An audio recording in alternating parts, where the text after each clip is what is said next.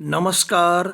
स्वागत है आपका आपके ही अपने YouTube चैनल संस्कृतानुराग पर।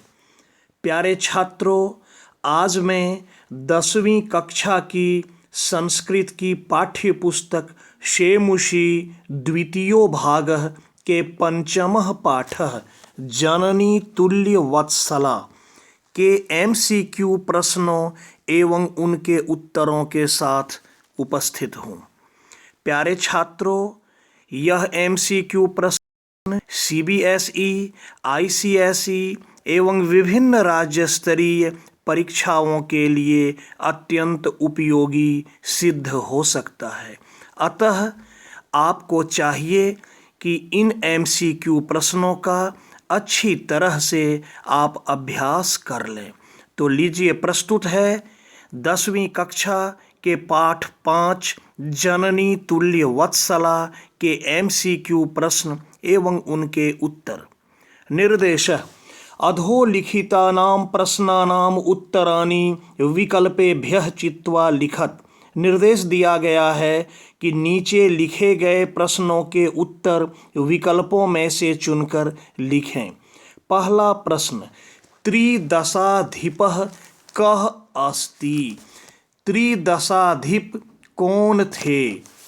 पहला विकल्प वरुणः, दूसरा इंद्रः, तीसरा शिवः, चौथा विष्णु। तो त्रिदशाधिप इंद्र को कहा जाता है, इसलिए होगा दूसरा विकल्प ख नंबर इंद्र। दूसरा प्रश्न, सुरभेः कति पुत्राः आसन्? सुरभि के कितने पुत्र थे? शतम, एकः, द्वौ, सहस्रम। तो यहाँ होगा चौथा विकल्प घ नंबर सहस्रम। तीसरा प्रश्न, इंद्रः इति पदस्य कः पर्यायः अस्मिन् पाठे प्रयुक्तः?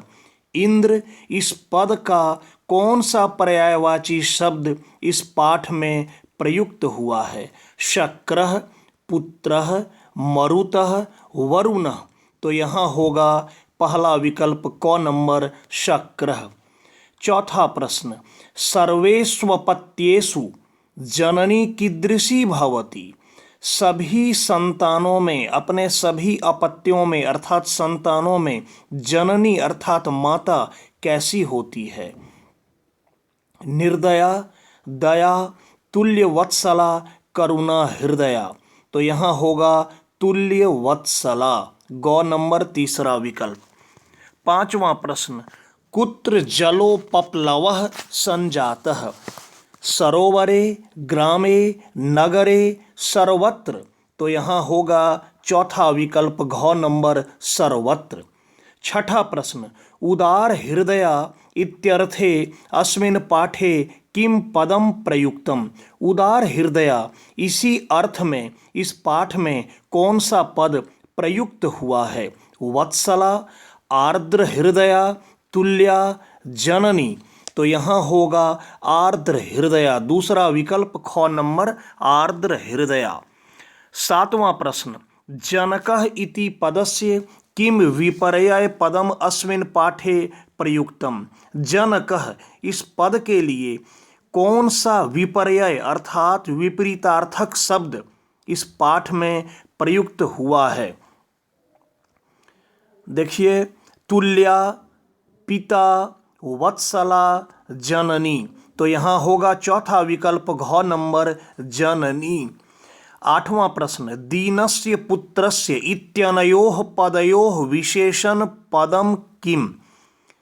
दीनस्य पुत्रस्य, इन दोनों पदों में से विशेषण पद क्या है? दीनस्य, पुत्रस्य, दीनाय, पुत्रः। तो यहाँ होगा दीनस्य, पहला विकल्प क नंबर। नवां प्रश्न, सुरभिः पुत्रस्य किम दृष्ट्वा रोदिति? सुरभि अपने पुत्र के किस चीज को देखकर या क्या देखकर रोती है? सुखम, दैन्यम, धनम, निर्धनम।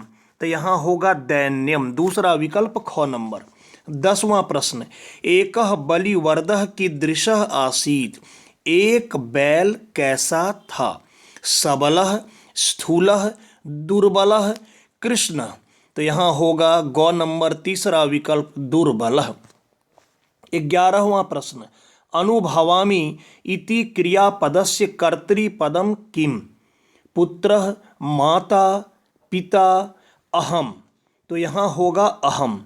वैसे भी उत्तम पुरुष एक वचन की क्रिया के साथ उत्तम पुरुष एक वचन का कर्ता लगेगा और उस हिसाब से भी अहम होता है, तो यहाँ अहम ही होगा। चौथा विकल्प घ नंबर। 12वां प्रश्न, वृषभः कथम भारम उद्वहति? बैल कैसे भार को उठाता है? मस्तकेन, वेगेन, कृच्छ्रेन, हलेन। तो यहाँ होगा कृच्छ्रेन अर्थात काठिन्येन, कठिनाई से। तीसरा विकल्प गौ नंबर। 13वां प्रश्न, पुत्रे इति पदे का विभक्ति प्रयुक्ता? पुत्रे इस पद में कौन सी विभक्ति प्रयुक्त हुई है? पंचमी, षष्ठी, सप्तमी, प्रथमा। तो यहाँ होगा तीसरा विकल्प गौ नंबर सप्तमी। 14वां प्रश्न, कुर्वन् इति पदे कः प्रत्ययः प्रयुक्तः? क्षत्रि, शानच, तुमुन, ल्यप। यहाँ होगा क्षत्रि प्रत्यय, पहला विकल्प क नंबर। 15वां प्रश्न, तथापि इति पदस्य संधि छेदम किम? तथापि इस पद का संधि विच्छेद क्या होगा? तो जोड़ थापि, तथा जोड़ अपि, तथा जोड़ पी, तथा जोड़ अपि। देखिए यहाँ तथा जोड़ अपि दो है, एक ख नंबर और एक घ नंबर। अंतर क्या है? अपि में, ख नंबर वाले में ह्रस्व ई की मात्रा लगी हुई है और घ नंबर में अपि में दीर्घ ई की मात्रा लगी है। तो सही उत्तर होगा ख नंबर दूसरा विकल्प तथा जोड़ अपि। 16वां प्रश्न, वृषभः दीनः इति जानन् अपि कः तं नुद्यमानः आसीत्? वृषभ अर्थात बैल कमजोर था, यह जानते हुए भी कौन उसको नुद्यमानः आसीत्, कौन उसको धकेल रहा था, मतलब जबरदस्ती आगे बढ़ा रहा था? राजा, बलिवर्दः, कृषकः, क्षेत्रम। तो यहाँ होगा कृषकः, गौ नंबर तीसरा विकल्प। 17वां प्रश्न, वृषभः कुत्र पपात? बैल कहाँ गिर पड़ा? ग्रामे, नगरे, मार्गे, क्षेत्रे। तो यहाँ होगा क्षेत्रे, घ नंबर चौथा विकल्प। 18वां प्रश्न, दुर्बले सुते कस्याः अधिका कृपा भवति? अपने दुर्बल पुत्र पर किसकी अधिक कृपा होती है? पितुः, मातुः, राज्ञः, स्वामिनः। तो इसमें होगा मातुः, दूसरा विकल्प ख नंबर। 19वां प्रश्न, कयोः एकः शरीरेण दुर्बलः आसीत्? किसमें से एक शरीर से दुर्बल था? पुत्रयोः, आवयोः, बलिवर्दयोः, कृषकयोः। यहाँ होगा बलिवर्दयोः, अर्थात दोनों बैलों में से एक शरीर से दुर्बल या कमजोर था। 20वां प्रश्न, चंड वातेन मेघ रवेश्च सह कह समझायत? चंड वातेन प्रचंड हवा से, और मेघ रवेश्च और मेघ की आवाज से, रव का अर्थ होता है आवाज, मेघ की आवाज से या मेघ की गर्जना से, कह समझायत क्या हुआ? देखिए, प्रवर्षः, उल्कापातः, वज्रपातः, चक्रवातः। यहाँ होगा प्रवर्षः, वृष्टि हुई, पहला विकल्प क नंबर। 21वां प्रश्न, कृषकः किम करोति स्म? किसान क्या करता था? शयनम, भोजनम, क्षेत्रकर्षणम, क्रीडनम। तो होगा तीसरा विकल्प ग नंबर, क्षेत्रकर्षणम। 22वां प्रश्न, जननी कीदृशी भवति? माता कैसी होती है? ये 22वां प्रश्न है, जननी कीदृशी भवति, माता कैसी होती है? निर्दयी, कठोर हृदया, स्वार्थी, तुल्यवत्सला। तो इस पाठ के अनुसार चौथा विकल्प घ नंबर तुल्यवत्सला होगा। 23वां प्रश्न, बलिवर्दः इति पदस्य समानार्थकम पदम किम। बलिवर्दः इस पद का समानार्थक पद या पर्यायवाची पद क्या है। पुत्रः, वासवः, वृषभः, धेनुः। तो होगा तीसरा विकल्प गौ नंबर वृषभः।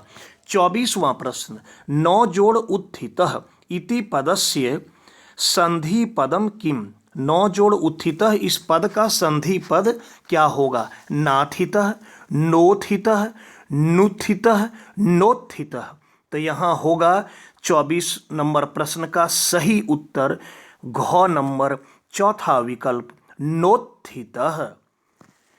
25वां एवं अंतिम प्रश्न, पपात इति पदस्य विपर्यय पदम किम। पपात इस पद का विपर्यय पद, ऑपोजिट वर्ड, उल्टा मतलब विलोम पद क्या होगा।